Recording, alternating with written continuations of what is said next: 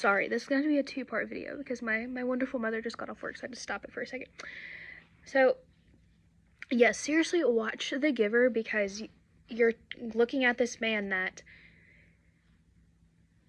before he dies, like, you're in this utopian society, and this man, he's called The Giver, and he chooses a new person to pass down these memories of the past, because no one has memories of the past.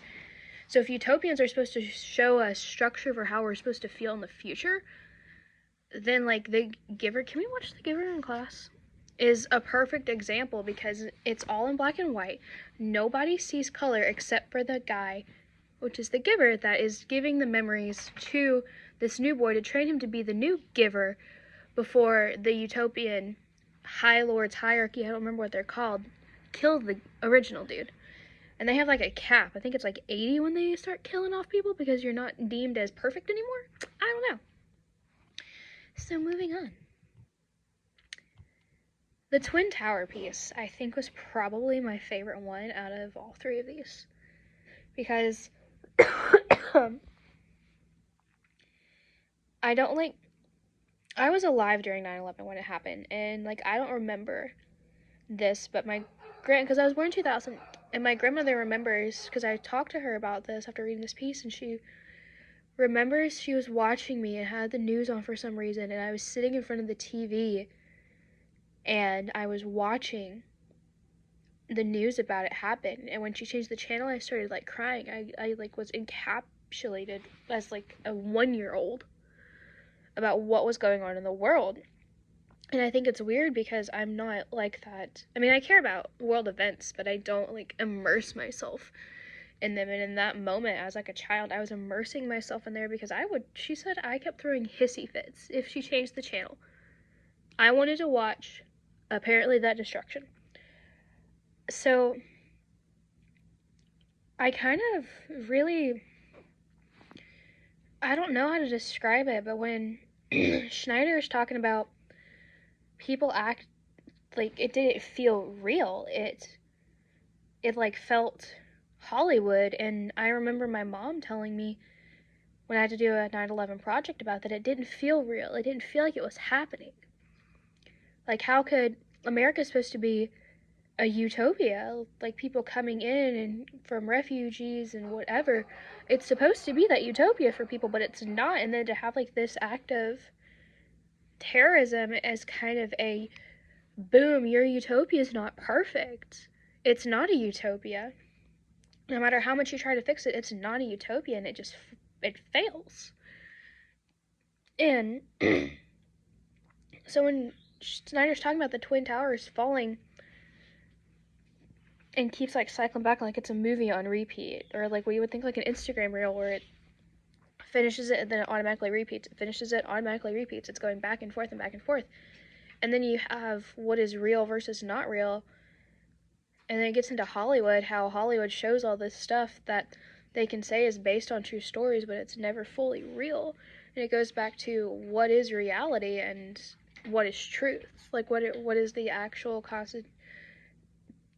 what is the actual consecutive definition of truth? There's not. And when she's saying, like, people are acting like nothing's happening, it makes sense as some kind of, like, in shock factor. Like, you don't want to get out of your routine because you're in shock, but people are still ordering coffee and just watching the news and be like, oh, okay. That's just like a movie or where you're about to get to a zombie apocalypse movie. That's when it really gets started. And I like how she was putting, I'm going to assume the never again, when Bush was saying never again, as a performative, because then it goes to presidents past him, like, never again are we going to have this act of terrorism. But then we see you have, like, the Boston Massacre, and when people are dying, you have, like, school shooters. So this, like, never again performative that's supposed to represent our utopian society as America, it's constantly unhappy because it constantly fails. It's not a successful performative, no matter, I mean, in, like, academic terms, it can do the rules, like, it can be constituted, it can be carried out, but it's always taken back. It's like when you get a divorce, he's like, I do, I promise to love you forever, to have you to hold. You get a divorce, you took back your performative. It's unhappy, it's false at this point. I like the double narrative. I think I had to reread that a couple of times because, like, I don't know if I fully understand it. But how, like, the simplest way I can put it is that a positive existence cannot exist without a failure.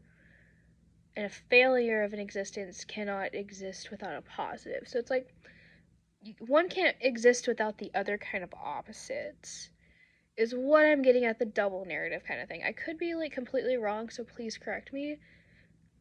But I think that's what I got with it.